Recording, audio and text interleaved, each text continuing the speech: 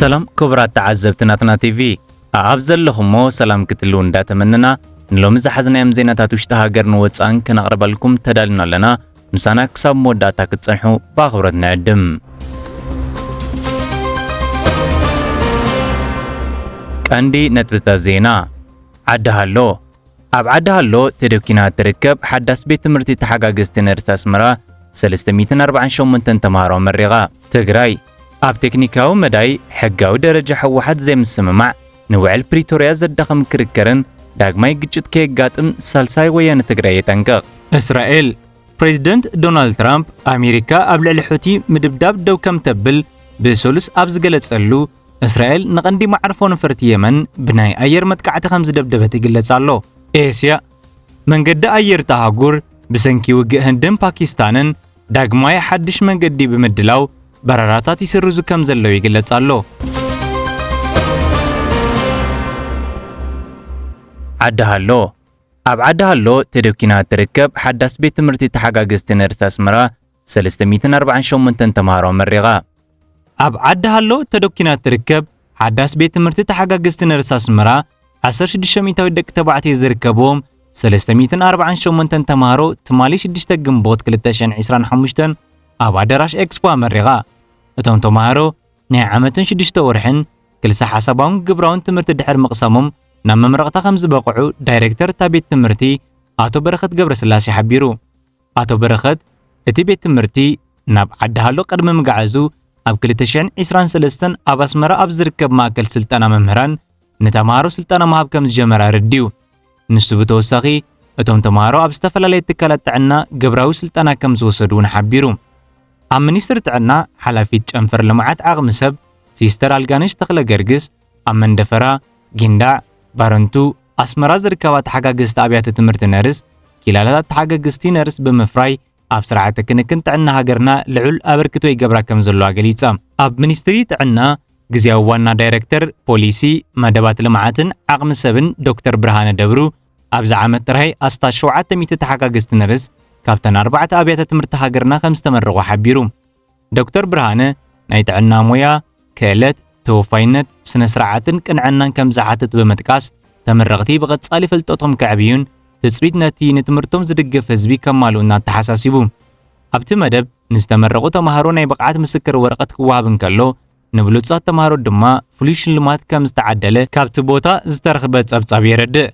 بتمساسل زينا عبارنتو ناربعتا وارحز توهبه ناي سلطانا مدب ملكت قوانقوان من اسيات سراحتنياتاتن تمهارون تخايدو علامات السلطنة نناي مسمع تصقم زلوم زيغاتات اب معالتاوي هيوتم نمحجاز زعل منبارو تغليصو اب زباغاش باركا ጨንፈራዳ እንበር ሃገራው ማህበር ጽማኔ ኤርትራ ወይዘሮ ሱዚ ብርሃነ እቶም ሰልጠንቲ ካመላ ዘዋዝ መጽ ምዃኖምን ንምዕዋት መደብ ድማ ብንጥፈት አበርክቶም ከዕዝዙ አለዎም ክትብል አተሐሳሲባ ዋና ዳይሬክተር ማህበራዊ አገልግሎት ናይቲ ዞባ አቶ ፍራንኮ ኩባባን ከሞን ግዚያው ሐላፊ ሃገራው ማህበር መንስያትን ተማሃሩን ኤርትራ አቶ ማርቆስ ግርማጽዮን እቲ መደብ نناي مسمع تصقم زلوم سبات زقاطمون بالدوتات نمقلال زحجز بمخانو كقصل كم زلو تصاوعي تغريبهم تقراي اب تكنيكاو مداي حقاو درجة حوحات زي مسممع نوعل بريتوريا زدخم كركرن داغماي جيجت كيغاتم سالساي ويان تقراي تنقق اب كلل تقراي تقاومي ودب سالساي ويان تقراي اب لعلي تكنيكاو مداي حقاو درجة حوحات زقالاقل زلو مساحاب نوعل بريتوريا ملوء بملوء نمدخامي تكاملو علو بمبال እዚ ድማ ኣብቲ ዞባ ዳግማይ ኩናት ንኽካየድ ሓደጋ ክውስኽ ከም ዝኽእል ኣጠንቂቑ እቲ ውድብ ብሓሙሽተ ግንቦት ኣብ ዘውፅኦ መግለጺ ቀንዲ ድሌት ህዝቢ ትግራይ ነቲ ብኽልቲኦም ወገናት ማለት ፌደራላዊ መንግስቲ ኣመሓደርትን ተዓዘብትን ስምምዕ ፕሪቶርያን ሸለል ተባሂሉ ዝቕጽል ዘሎ ሕገ መንግስታዊ ስርዓት ምምላስ ከምኡውን ኣብ ውሽጢ ሃገር ዝተመዛበሉ ሰባት ናብ ቦትኡ ምምላስን እዩ ክብል ይሕቢሩ ሳልሳይ ወያነ ነዚ ኩነታት ሓደገኛ ክብል ብምግላጽ ማሕበረሰብ ዓለም ብፍላይ ድማ ሕብረት ኣፍሪቃ ነዚ ጉዳይ ህጹጽ አቀልቦ ክህቦ ጸውዒው እዚ መግለጺ ዝወጽእ ዘሎ ድሕሪ ገለ መዓልታት ሕወሓት ብሕጋዊ ኣፍልጦ ኣብ ልዕሊ ስምምዕ ሰላም ፕሪቶርያ ዘይምምላስ ከቢድ ስጋት ከስዕብ ከም ዝኽእል ድሕሪ ሃገራዊ ቦርድ ምርጫ ኢትዮጵያ ደረጁ ክስርዞ 2 ሰሙን ኣብ ዘይመለ ግዜ ተሪፎ ኣብ ዘለውሉ እዋን ምጥንቃቑ ይዝከር ኣብዚ ቀረባ እዋን ድሕሪ ናይ 3 መዓልታት ናይ ላዕለዎትን ማእከላይን ደረጃ ሓለፍቲ ናይ መምኽኻር ዋዕላ ብ3 ግንቦት ኣብ ዝወጽእ መግለጺ ሕወሓት ነቲ ብሃገራዊ ቦርድ ምርጫ ኢትዮጵያ ከም ሓድሽ ፖለቲካዊ ኣካል ንምምዝጋብ ዝሃቦ ትእዛዝ ከም ዝነጽግ ደጊሞ ከም ዘረጋገጸ ሓቢሩ ሕወሓት ከምዚ ዓይነት ስጉምቲ ንሓደ ፖለቲካዊ ሕቶ ናብ ተራ ቴክኒካዊ ጉዳይ ብምውራድ ምስ ስምምዕ ፕሪቶሪያ ዘይቃደዩ ብምባል ከም ዝማጎት ተገሊጹ እቲ ስምምዕ በተዘማዲ ህድኣት ከም ዘምጽእ እኳ እንተተኣመነ ሙሉእ ዘይኮነ ተገባብሩ ግን ኣብ ስደት ኣብ ማዓስከራትን ዘሎ ህዝብና ብጥሜትን ሕማምን ሞይቱ ይሳቀን ኣሎ ክብል እቲ ውድብ ገሊጹ እስራኤል ፕሬዚደንት ዶናልድ ትራምፕ ኣሜሪካ ኣብ ልዕሊ ሕቲ ምድብዳብ ደው ከም ተብል ብሰሉስ ኣብ ዝገለጸሉ እስራኤል ንቐንዲ ማዕርፎ ነፈርቲ የመን ብናይ ኣየር መጥቃዕቲ ከም ዝደብደበት ይግለጽ ኣሎ ሰራዊት እስራኤል ትማሊ ሰሉስ 6 ግንቦት ኣብ ሰንዓ ኣብ ዝርከብ ቀንዲ ማዕርፎ ነፈርቲ የመን መጥቃዕቲ ኣየር ከም ዘካየደ ተሓቢሩ እዚ ድማ ድሕሪ 2 መዓልታት ኣብ ልዕሊ ምስ ኢራን ዝተሰለፉ ሕቲ ንኻልኣይ ግዜ መጥቃዕቲ ዘካየደ ኮይኑ እቲ ጉጅለ ኣብ ጥቓ ማዕርፎ ነፈርቲ እስራኤል ቤንጉዮርን ብሚሳይል መጥቃዕቲ ድሕሪ ምፍጻም እዩ ኣብዚ ዳሕራዊ መጥቃዕቲ እስራኤል 3 ሰባት ከም ዝተቐትሉ ብሕቲ ዝመሓደር ቴሌቪዥን አልመሲራ ሓቢሩ እስራኤል ቅድሚቲ ብሰሉስ ዝተፈጸመ መጥቃዕቲ ሰባት ካብቲ ኣብ ከባቢ ኣህግራዊ ማዕርፎ ነፈርቲ ሰንዓ ዝርከብ ከባቢ ከወፁ ኣጠንቂቓ ምንባራ ጸብጻብ ሮይተርስ ገሊጹ ድሒሮም ናይ ዓይኒ መሰኻኽር ኣብታ ርእሰ ከተማ 4 መጥቃዕትታት ከም ዝተፈጸመ ሓቢሮም ክብል እቲ ጸብጻብ ወሲኹ ገሊጹ ኩናት ጋዛ ካብ ዝጅምራት ሒዙ ልዕሊ ወጥሪ እኳ እንተነበረ ብሰንበት 4 ግንቦት ኣብ ጥቓ ማዕርፎ ነፈርቲ እስራኤል ቤንጉዮርን ሚሳይል ሕቲ ካብ ዝዓልብ እንዳሓር ግን ዝያዳ እናወሰኸ ብምምጽኡ እስራኤል ብወገና ብሶኒ 5 ግንቦት ኣብ ወደብ ሆደይዳ የመን መጥቃዕቲ ነፈርቲ ኣካይዳ ቅድሚ ሓፂር እዋን ነፈርቲ ውግእ ሰራዊት ምክልኻል እስራኤል ኣብ ማዕርፎ ነፈርቲ ሰንዓ ኣብ ዝርከብ ቀንዲ ማዕርፎ ነፈርቲ ሕቲ ብናይ ኣየር መጥቃዕቲ ከም ዘዕነውኦን ነቲ ማዕርፎ ነፈርቲ ድማ ሙሉእ ብምሉእ ኣሰናኺሉንኦ ክብል ሰራዊት እስራኤል ገሊጹ እቲ መጥቃዕቲ ነቲ ብሽበራዊ ስርዓት ሕቲ ኣብ ልዕሊ ማዕርፎ ነፈርቲ ቤንጉሪዮን ዘካየዶ መጥቃዕቲ ገብረ መልሲ ንምሃብ ዝተፈጸመ እዩ ኣብቲ ማዕርፎ ነፈርቲ ዝርከቡ መውረዲ በረራታት ነፈርቲ ከምውን ትሕተ ቅርጺ ሃሪሞም ክብል ንማዕርፎ ነፈርቲ የመን በመጥቃስ ገሊጹ ዋና ዳይሬክተርቲ ማዕርፎ ነፈርቲ ሎሚ ረቡዕ ኣብ ዝሃቦ መግለጺ ኩሉ ካብን ናብን ማዕርፎ ነፈርቲ ዝግበር በረራታት ክሳብ ተወሳኺ ምልክታት ዝወሃቦ ደው ከም ዝበለ ሓቢሩ መጥቃዕቲ እስራኤል ኣብ ልዕሊ እቲ ማዕርፎ ነፈርቲ ሰፊሕ ዕንወት ከም ዘሰዓበን ብሰንኪቲ እስራኤል ኣብ ማዕርፎ ነፈርቲ ሰንዓ ዘካየደቶ መጥቃዕቲ ኣስታት $500 ሚልዮን ክሳራ ኣጋጢሞ ይብል ዋና ዳይሬክተር ካሊድ አልሻይፍ ኣብ ኤክስ ኣብ ዘርግሑ ጽሑፍ ወሲኹ ሓቢሩ ሰለስተ ምንጭታት ማዕርፎ ነፈርትን ሮይተርስ ከም ዝሓብሮ እቲ መጥቃዕቲ ንሰለስተ ሲቪላውያን ነፈርቲ መበገሲ ኣዳራሽ መውረዲ ነፈርቲ እቲ ማዕርፎ ነፈርትን ከምውን ኣብ ትሕቲ ቁፅፅር ሕቲ ዝርከብ ወተሃደራዊ ማዓስከር ኣየርን ዕላማ ከም ዝገበረ ሓቢሮም ክብል ሮይተርስ ጠቒሱ ሰራዊት እስራኤል እቲ ማዕርፎ ነፈርቲ ሽበራዊ ስርዓት ሕቲ ኣጽዋርን ኦፕሬተራትን ዘሰጋግር ማእከላይ ቦታ ኮይኑ ከም ጸንሐ ገሊጹ አልማሲራ ኣብ ዘውፅኦ መግለጺ ሕቲ ስርሒታት ዕጡቓት ሓይልታትና ክቕጽል እዩ የመን ንፍልስጤም እትህቦ ደገፍ ድማ ኣብ ልዕሊ ጋዛ ዝካየድ ዘሎ መጥቃዕትን ከበባን ምስተዛዘመ ጥራይ ዝውዳእ ክብል ገሊጹ ፍሉይ ልኡኽ ሕብራት ሃገራት ኣብ የመን ሃንስ ግሩንድበርግ ኣብ ኤክስ ኣብ ዝሃቦ መግለጺ እዚ ዳሕራዋይ ተጻብኦታት ኣብዚ ድሮ ዝተበላሸውን ዘይርጉን ዘባዊ ኩነታት ከቢድ ምዕባለ ዘርኢ ክብል ገሊጹ